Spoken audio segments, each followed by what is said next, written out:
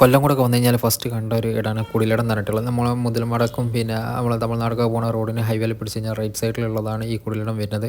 അപ്പോൾ ഇവിടെ ഈ കുടിലടം എന്ന് പറഞ്ഞാൽ ഈ പാടത്തിൻ്റെ 4 പുറത്തും ഈ കുടിലടം വെച്ചിട്ടുള്ള ഒരു സംഭവങ്ങൾ നമുക്ക് കാണാൻ നല്ല വൈബാണ്. ഇപ്പോഴത്തെ ഒരു സിറ്റുവേഷനിൽ അത് ഉണ്ടാവില്ല, കാരണം ഞാറ് നടികൾ തുടങ്ങിയിട്ടുള്ളൂ.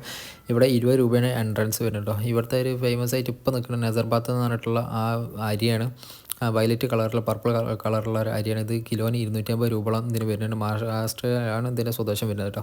പിന്നെ നമുക്ക് നെല്ലിയാമ്പതം മലനിരകളൊക്കെ കാണാം, ഇവിടുന്ന് വെള്ളച്ചാട്ടങ്ങളൊക്കെ കുറച്ച് കാണാം. പിന്നെ നോക്കാത്ത ദൂരത്ത് ഫുള്ള് നമുക്ക് ഇതേമാതിരി ചെറിയ ചെറിയ കുടിലങ്ങൾ കാണാം. ഇവിടെ വന്നിട്ടൊക്കെ എൻജോയ്മെൻ്റ് ഒക്കെ ചെയ്യാൻ പറ്റിയൊരു വൈബുള്ളൊരു സ്ഥലം കൂടിയാണിത്. ഇപ്പോഴത്തെ ഒരു സിറ്റുവേഷനിൽ പറ്റുമെന്നറിയില്ല, കാരണം ഞാറ് നടിയിലൊക്കെ കഴിഞ്ഞിട്ടുള്ളൂ. പിന്നെ ഇവിടെ 40 അടി താഴ്ചയുള്ള തവളക്കുളമാണ് പറഞ്ഞിട്ടുള്ളത്. അത് ഇപ്പോഴത്തെ ഞാൻ നോക്കിയിട്ടൊന്നും കാണാൻ കഴിഞ്ഞിട്ടില്ല. സർബത്ത് എന്താ വില? 250 250.